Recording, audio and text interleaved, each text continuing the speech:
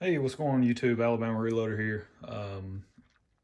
Coming to you today with it's going to be a 350 Legend video.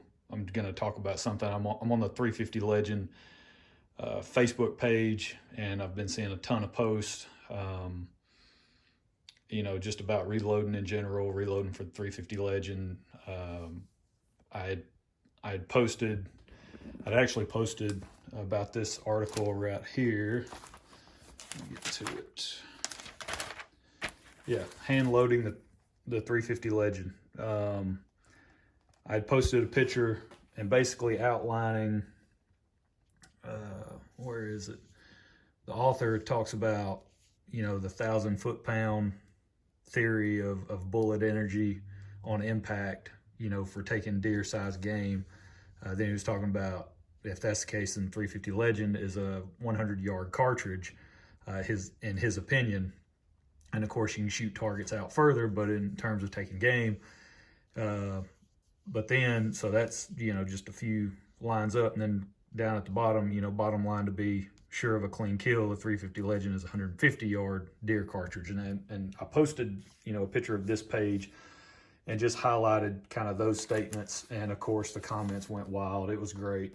it was interesting to see people's responses. I was looking for responses of people who have actually taken deer beyond 100 and 150 yards with this cartridge, and what bullet they were using, what was the performance, what was the infield, real life performance of the cartridge. And there were people taking shots out, on deer out 250 yards, no issues and all that. So that was interesting. So we're going to dig into something. There was somebody that commented on that post and mentioned having an issue with a certain step of the reloading process.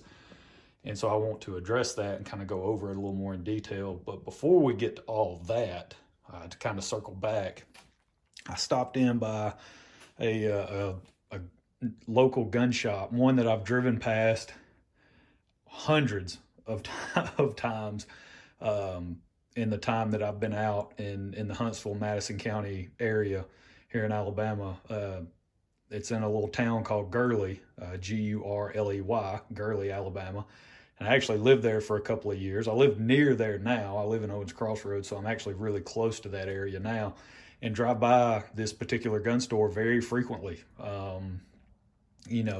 Just about every week it seems like I'm going by there, and just have never stopped in. The place that I'm talking about is called Midway Pistol, and they're in, like I said, Gurley, Alabama, right there on Highway 72. For those of you that are local to the area, Highway 72. Mark, met him today. He's the owner of the place, and then also talked to Robert. Robert was the gentleman that was helping me. First time I'd been in there, I was just seeing what they had, seeing if they had any ammo for sale, because obviously everyone's fully aware that it's basically impossible to find ammunition, and if you do find it, it's at ridiculous prices. Right, prices are being gouged, just up and down the board. Right, from distributors or whatever down to the local stores, everybody's jacking up their prices for the most part. That's one of the reasons why I like shopping at Mr. Big Guns in Huntsville. Matt, working with him, going in there, if there's anything I need, that's been my go-to place now, and will continue to be so, especially for reloading, and anything firearms related. But just, I wanted to bring you guys another good option, especially if you're local, and you're in the Huntsville area, or if you're passing through. I'd definitely check these guys out over at Midway Pistol. They don't carry any reloading supplies, but they did have a good choice, a good selection of firearms, both new and used. They were great to talk to, great to work with, super personable, friendly. Robert, the gentleman that was helping me, it was actually kind of funny. I was in there just looking around, see what they had, checking out, some of the rifles, handguns they had. I had some targets set out, some ammo. They've got 223 ammo. It's the steel case stuff. It's the tool ammo or tool ammo or whatever that crap is. They've got that, 223 stuff, and it's only $7.99 a box. I mean, I know that's, back in the day, right? Stuff was like $5 a box. but still $7.99 a box for, 20 rounds of 223. That's probably better than anywhere else you're going to find it. And they had some sitting there on the case, and 9mm. I think their price is like $18.99 a box, which again, a few years ago, you're buying that stuff, it was down back around $9-10 a box of 50. Well, now it's $18.99. Again, when you've got other stores local, not gonna mention any names, but you've got other stores locally that are selling it for $30 for a box of 50, as opposed to $18.99. It's a pretty simple choice to make on that one, on where you need to go pick it up at. So just make sure you pay these guys a visit. Just stop in, let them know I sent you by, that you heard about it on the channel. I know they'd be excited to have you come by and check out what they have to offer. Again, super friendly guys, really personable. That was the big thing, talking with them for a little while. That was kind of their what they hung their hat on, was customer service, and really, working with the customer and just trying to make sure they covered all the bases, and really focusing in on what that customer needed. So it was great experience. A place that I've driven by countless times, just never stopped in, and I decided to give it a shot today, and I'm glad I did. But they've got some of these targets set up in there that they sell. They had these made specifically for them to sell there out of the store, and they're good, solid cardstock, so it's not like paper targets. That's one of the frustrating things about shooting paper targets. That's why I shoot a lot of stuff on cardboard, is because through cardboard, that's a really good medium to use, because it leaves very distinct bullet holes when you're shooting through cardboard. So that's why you'll see me shoot a lot of cardboard, throw dots up on cardboard and shoot it. But this is like some thick cardstock, really good target paper, or really good target choice there that they went with. So really cool. Go check out those, pick you up some of those.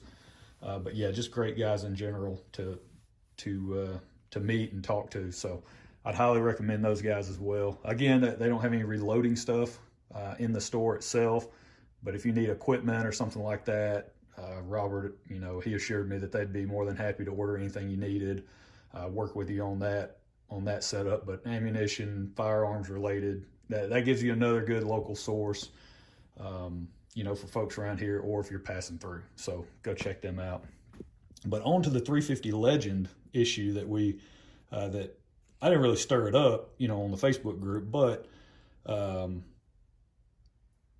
this guy posted, "Hey, I'm having issues when it comes to bullet seating," and bullets weren't seating properly. I don't think he was having necessarily issues on something like this where you're crushing a case or anything like that.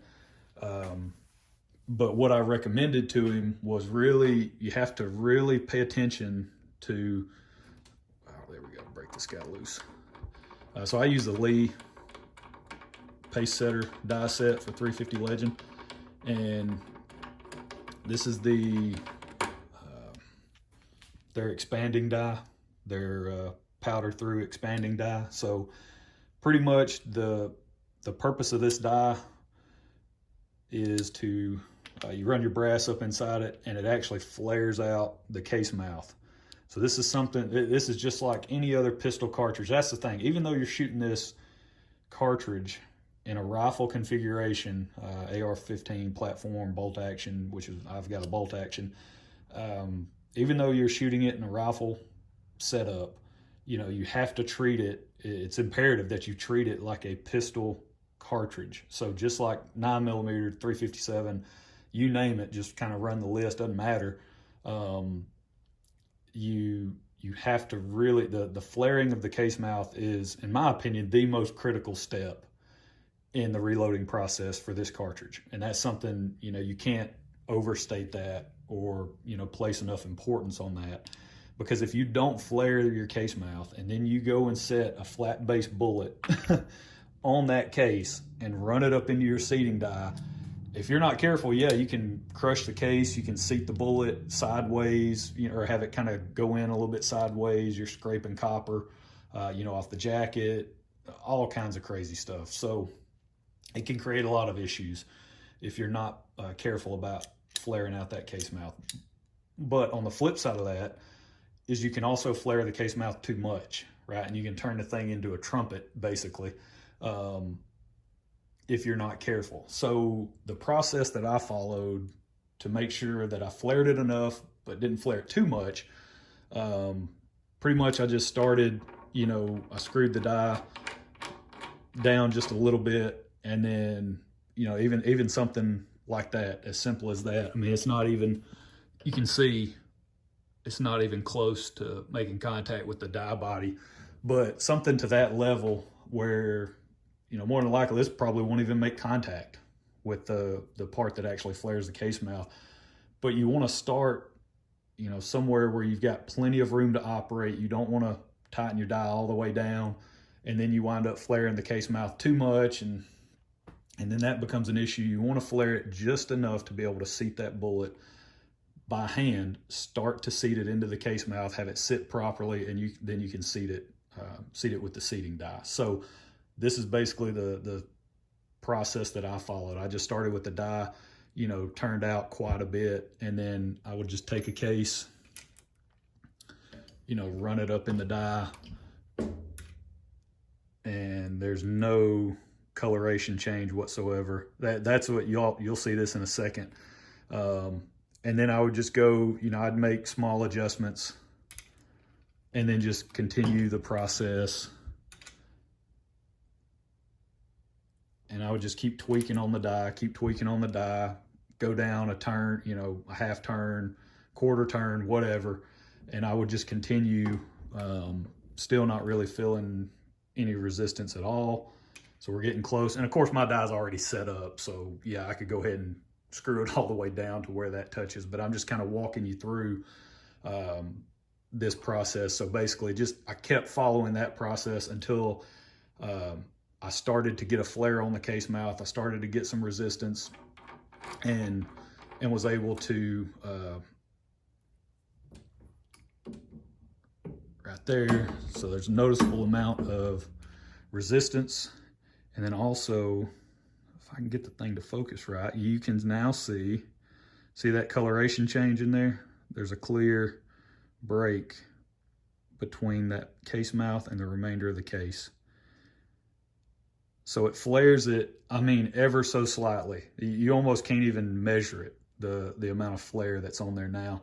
But it flares it just enough that I've found that this flares the mouth almost perfectly to where I can start the bullet on the case and seat it, no problem whatsoever. I haven't had any issues using that method.